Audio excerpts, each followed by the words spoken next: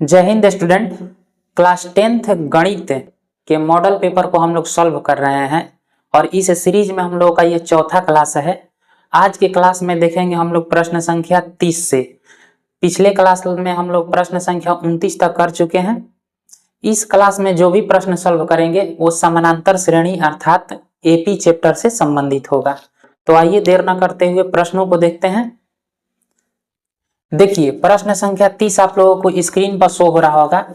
हमें जो स्क्रीन पर आप लोगों को शो हो रहा होगा क्वेश्चन वो हमें दिखाई नहीं दे रहा है, इसलिए हम मॉडल पेपर को अपने हाथ में रखे हुए हैं और यहाँ से देखेंगे और पढ़ेंगे तो लेकिन आप लोग बोर्ड पर देखिएगा।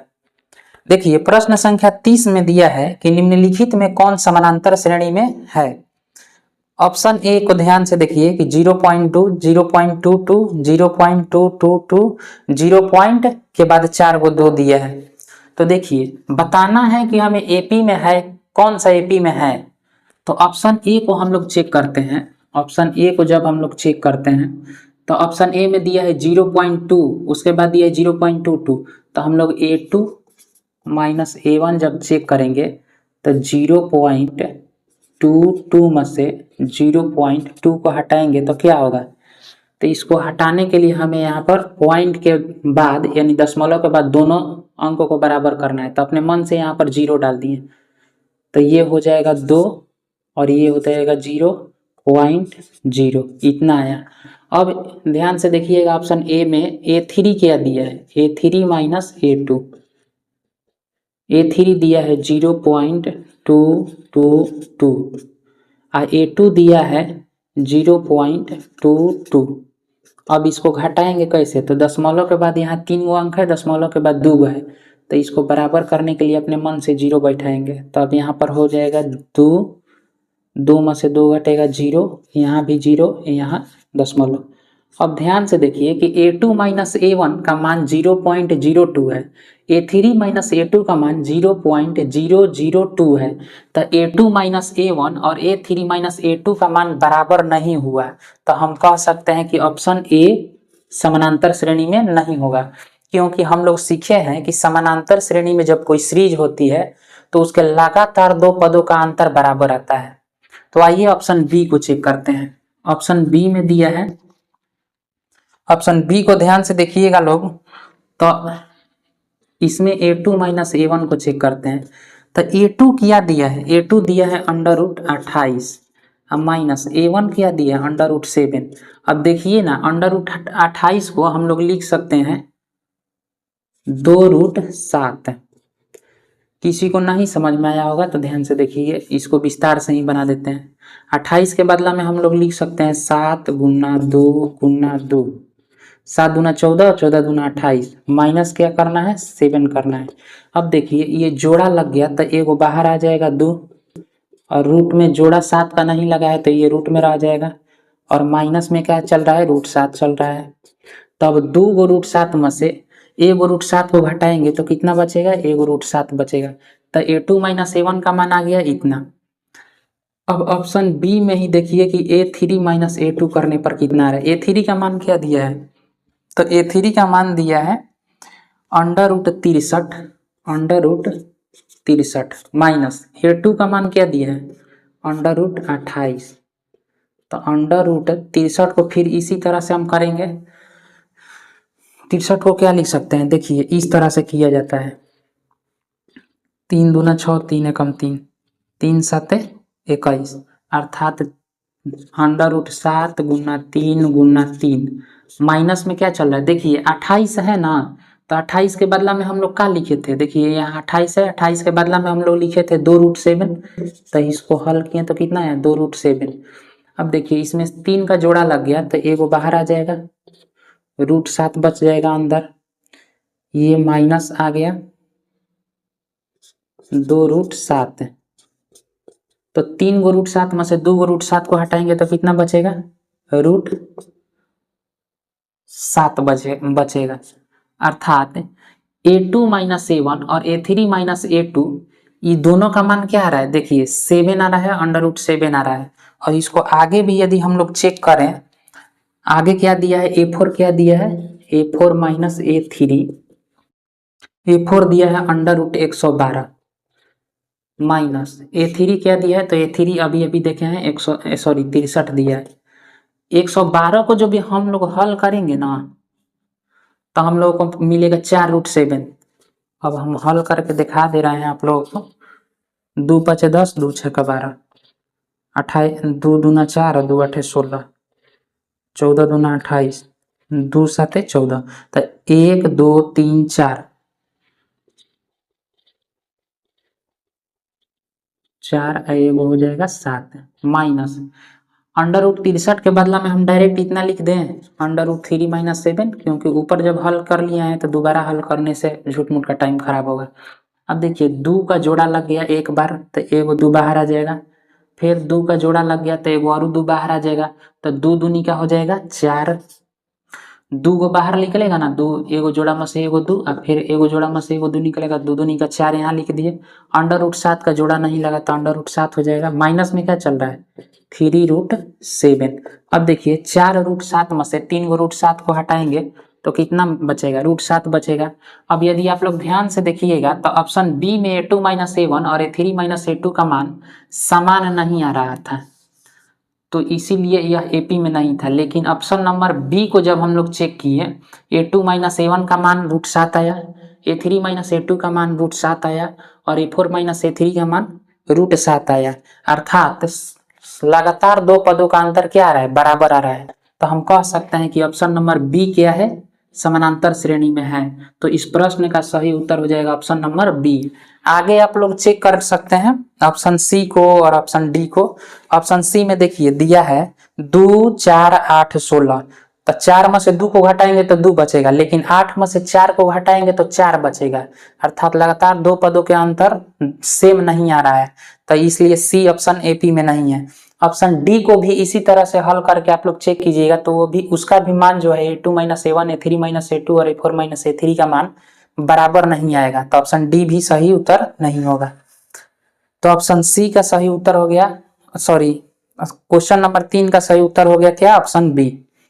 देखिए प्रश्न संख्या 31 को। प्रश्न संख्या 31 में दिया है समानांतर श्रेणी 12 10 8 डॉट डॉट का कौन सा पद 0 है, और ऑप्शन में दिया है 7वां पद, 8वां पद, 9वां पद, 10वां पद।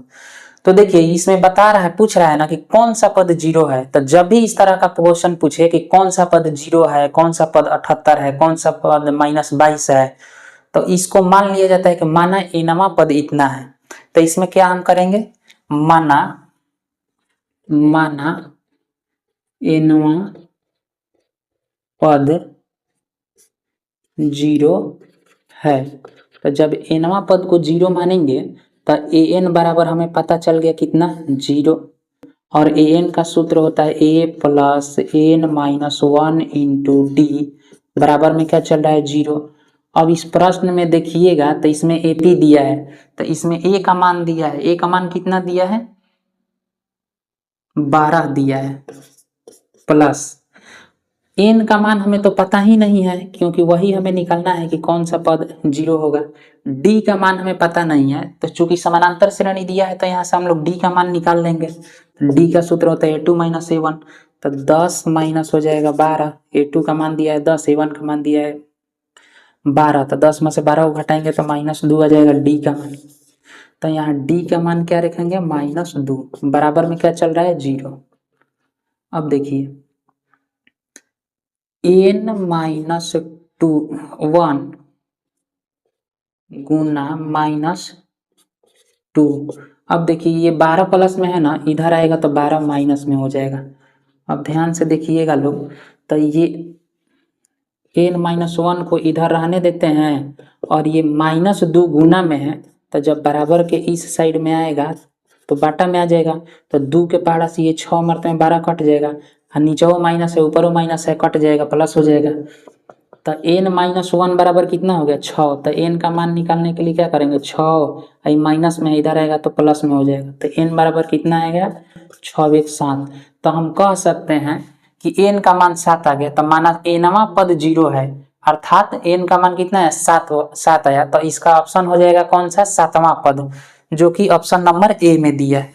ऑप्शन ए में दिया है, कौन चीज में दिया है ऑप्शन ए में, तो इसका 7वां पद 0 होगा। अब ध्यान से देखिए 32 नंबर प्रश्न को। 32 नंबर प्रश्न बहुत ही सिंपल है। देखिए इसमें दिया है समानांतर श्रेणी -5, -1, 3, 7 का सार्वंतर है। इसमें बताना है कि सार्वंतर कौन सा है। तो देखिए एपी में क्या दिया है, -5 दिया है, -1, 3 और क्या दिया है, 7 दिया है और डॉट डॉट दिया है।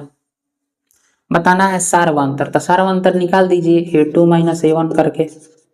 A2 का मान कितना दिया है, -1 और ये माइनस सूत्र वाला है और A1 का मान दिया है -5। तो इस तरह से लिखेंगे तो यहाँ हो जाएगा -1, ये हो जाएगा माइनस माइनस प्लस, ये 5 हो गया। तो -1 + 5 ये हो जाएगा 4, अर्थात डी का मान कितना आ गया, 4। कौन सा ऑप्शन में दिया है, ऑप्शन ए में दिया है। इसका सही उत्तर हो जाएगा ऑप्शन ए। अब देखिए प्रश्न संख्या 33 को। प्रश्न संख्या 33 में कह रहा है कि यदि समांतर श्रेणी का पहला पद ए और सार्वंतर डी है तो प्रथम n पदों का योगफल कितना होगा। प्रथम n पदों का योगफल पूछ रहा है, तो n पदों के योगफल का ये डायरेक्ट सूत्र पूछा है। प्रथम पद हमको दिया है ए, सार्वंतर दिया है डी और पदों की संख्या कितना दिया है, संख्या दिया है n। तो योगफल का सूत्र क्या होता है, n पदों के योगफल का सूत्र n/2 × 2a + n-1 × d, यही होगा सूत्र। ये कौन सा ऑप्शन में दिया है, n/2 2a + n-1 × d। ध्यान से देखिए ये ऑप्शन नंबर सी में दिया है, तो इसका सही उत्तर हो जाएगा ऑप्शन सी। ध्यान से देखिए प्रश्न संख्या 34 को। प्रश्न संख्या 34 में बोल रहा है कि यदि समांतर श्रेणी का nवां पद tn बराबर, nवां पद को an से या tn दोनों से सूचित किया जाता है, तो घबराना नहीं है। tn बराबर, nवां पद tn बराबर 3 - 4n है तो t5 बराबर कितना होगा। देखिए एक चीज दिया है, क्या दिया है, tn दिया है 3 - 4n। हमसे क्या पूछा है, t5 पूछा है, अर्थात n के स्थान पर 5 रख दिया है। तो इसमें जहां जहां n है वहां पर 5 रख देंगे तो हम लोग का आंसर आ जाएगा 4। n के स्थान पर क्या रखेंगे, 5। 3 5 का 20, तो ये कितना हो जाएगा, -17, सॉरी -17। तो t5 का मान कितना आ गया, -17। ये कौन सा ऑप्शन में दिया है, तो ऑप्शन नंबर ए में दिया है। सही उत्तर हो जाएगा ऑप्शन नंबर ए। देखिए अब 35 नंबर प्रश्न को। यदि समानांतर श्रेणी का सामान्य पद 17 - 5n है तो इसका सार्वंतर होगा। सामान्य पद का मतलब क्या दिया है, an का मान दिया है, an बराबर किया दिया है 17 - 5n। तो इसमें पूछ रहा है सार्वंतर। तो देखिए सार्वंतर कब निकाल सकते हैं, जब A2 और A1 हमें पता रहेगा, अर्थात AP के लगातार 2 पद हमें पता रहेंगे तभी हम सार्वंतर निकाल सकते हैं। तो आइए सबसे पहले A1 निकालते हैं। इसमें n के स्थान पर 1 रख देंगे तो A1 निकलेगा, अर्थात प्रथम पद 17 - 5, n के स्थान पर क्या रखेंगे, 1, 17 हो जाएगा -5 में 1 से गुना करेंगे तो हो जाएगा 5, 17 में से 5 हट गया तो होगा 12। A1 का मान आया। अब A2 निकालने के लिए हम क्या करेंगे, जहां जहां n है वहां वहां 2 रखेंगे। 17 - 5 × 2, 17 - 5 में 2 से गुना करेंगे तो हो जाएगा 10, 17 में से 10 को घटाएंगे तो हो जाएगा 7। तो A2 और A1 हमें पता चल गया, तो D का मान निकाल सकते हैं A2 - A1 करके। A2 कितना है, A2 है 7, A1 कितना है 12। तो अब ये कितना हो जाएगा, 7 - 5 12 -5। तो D का मान कितना आया, -5। ऑप्शन नंबर दिया है बी में, तो इसका सही उत्तर होगा ऑप्शन बी। तो आइए अब प्रश्न संख्या 36 को देखते हैं। प्रश्न संख्या 36 में दिया है कि प्रथम n विषम प्राकृतिक संख्याओं का योगफल कितना होगा। तो देखिए इसमें दो तरीका से हम मार सकते हैं, या तो डायरेक्ट सूत्र याद रखें या इसको हम बना भी सकते हैं। प्रथम n विषम प्राकृतिक संख्याओं का योगफल पूछा है ना, तब विषम प्राकृतिक संख्या कौन सी होती है? सबसे छोटी विषम प्राकृतिक संख्या होती है 1, उसके बाद 3, उसके बाद 5, उसके बाद 7, 9 और इसी तरह से बढ़ता चला जाएगा। यदि ध्यान से देखिएगा लोग तो इन दो संख्याओं के बीच में अंतर कितना का है? 2 का है। अर्थात हम कह सकते हैं कि d का मान कितना है? 2। a1 कितना है? तो a1 है 1। और कितना पूछा है? n प्राकृतिक संख्या, n विषम प्राकृतिक संख्याओं का सम पूछा है। तो यहाँ पर लिखेंगे n विषम प्राकृत संख्याओं का योगफल कितना हो जाएगा? n/2 into 2a plus n-1 into d, यही सूत्र होता है। अब ध्यान से देखिए n/2, अब यहाँ 2 और a के स्थान पर कितना दिया है? देखिए 1 दिया है तो रखेंगे 1 प्लस n नहीं पता है 1 इंटू d का मान कितना पता है? तो d का मान है 2। अब देखिए n/2, अब ध्यान से देखिएगा कि यहाँ पर 2 गुना 1 है और यहाँ पर n-1 इंटू 2 है, तो दोनों तरफ से 2 को जब हम कॉमन निकालेंगे तो ब्रैकेट का अंदर बच जाएगा 1 और यहाँ बच जाएगा प्लस n-1। तो ये 2 से 2 खत्म हो जाएगा, ये -1 ये +1 खत्म हो जाएगा, तो बच जाएगा n और यहाँ ब्रैकेट का अंदर में बचा हुआ है n। n में n से गुना करेंगे तो हो जाएगा n स्क्वायर। और ये कौन सा ऑप्शन में दिया है? ऑप्शन नंबर डी में दिया है। तो इस क्वेश्चन का सही उत्तर हो जाएगा ऑप्शन डी। यदि सम प्राकृतिक संख्याओं का योगफल पूछता ना तो सम संख्या लिख देते, उसमें भी सारा अंतर कितना आ जाता? 2 आता, लेकिन वहां पर a का मान बदल जाता है। सम प्राकृतिक संख्याओं में सबसे छोटा वाला होता है 2 से स्टार्ट होता है, 2, 4, 6, तो a के स्थान पर 2 रख देते हैं, यहाँ कुछ दूसरा आंसर आ जाता है। हमें पूछा है विषम प्राकृतिक संख्या, तो विषम को लिखकर हम बनाए हैं।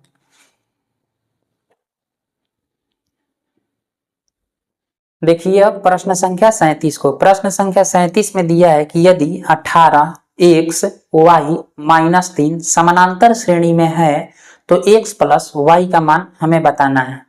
देखिए यहाँ पर क्या दिया है? a1 दिया है 18, a2 दिया है x, a3 दिया है y और a4 दिया है -3। अच्छा, इसमें दिया क्या है? तो a4 का मान दिया है। तो जब a4 दिया है तो a4 का सूत्र होता है a प्लस a4 का सूत्र होता है a प्लस 3d -3। अब ध्यान से देखिए a1 हम लोगों को पता है, a का मान कितना दिया है? 18, तो यहाँ लिखेंगे 18 -3 इंटू डी।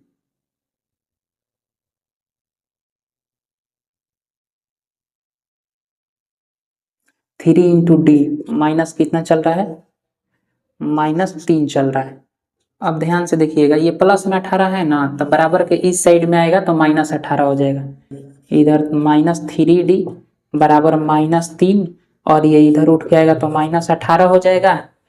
और -3d बराबर -3 और -18 -21 हो जाएगा। दोनों तरफ माइनस है तो माइनस माइनस हटा देंगे क्योंकि कट जाएगा। अब d का मान निकालने के लिए हम क्या करेंगे? 21, और d इधर गुना में था, इधर आएगा तो भागा में, 3 7 21, तो d का मान कितना आ गया? 7 आ गया।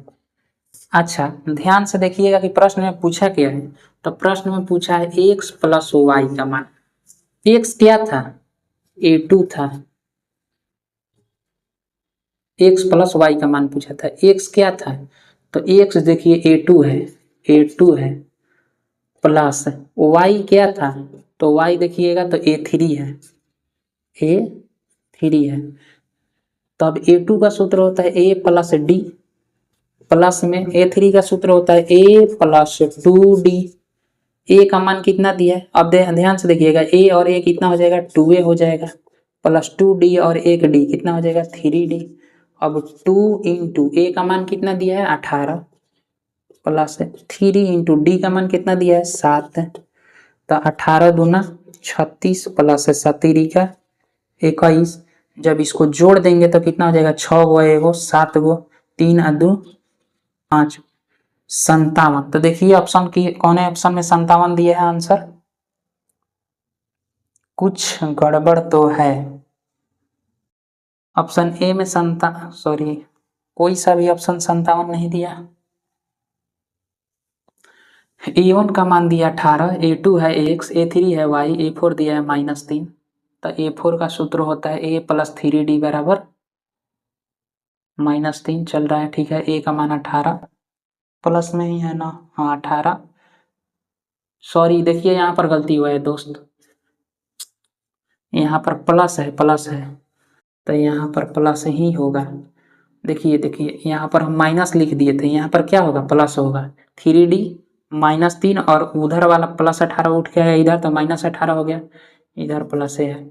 तो इधर क्या चल रहा है, -21, -18 -3 -21, D का मान कितना आ गया, माइनस में आएगा, क्योंकि माइनस है तो 3 7 21 7 आ जाएगा, ये माइनस में 7 आया माइनस में, तो D का मान कितना मिला, -7। अब देखिए यहाँ से x प्लस वाई निकालना है, x था A2 और y था A3। तो A2 का सूत्र होता है A प्लस डी और A3 का सूत्र होता है A प्लस 2D। तो A और A कितना हो जाएगा, 2A प्लस 2D और 1D कितना हो जाएगा, 3D। अब देखिए 2 इंटू A का मान दिया है 18 प्लस 3 इंटू D का मान दिया है -7। तो 18 गुना 36 प्लस 3 से -7 में गुना करेंगे तो -17 का 21 हो जाएगा, 21 हो जाएगा। अब देखिए 36 में से 21 को घटाएंगे तो ये मिला 5 और 3 में से 2 गया तो 1। तो ऑप्शन कितना, आंसर कितना है, 15। देखिए 15 कौन सा ऑप्शन में दिया है, 15 दिया है ऑप्शन नंबर डी में। तो इस क्वेश्चन का सही उत्तर हो जाएगा ऑप्शन डी। तो देखिए 37 नंबर प्रश्न तक हम लोगों का जो मॉडल पेपर में दिया है, जो बिहार बोर्ड के द्वारा जारी किया गया है, उसमें 37 नंबर प्रश्न तक दिया है समानांतर श्रेणी का क्वेश्चन। ये कौन नंबर से शुरू हुआ था, 30 नंबर से, हाँ 30 नंबर से। तो आज की क्लास में इतना ही रहने देते हैं, अगले क्लास में शुरू करेंगे प्रश्न संख्या 38 से, और जो कि त्रिकोणमिति के सवाल है। तब तक के लिए जय हिंद,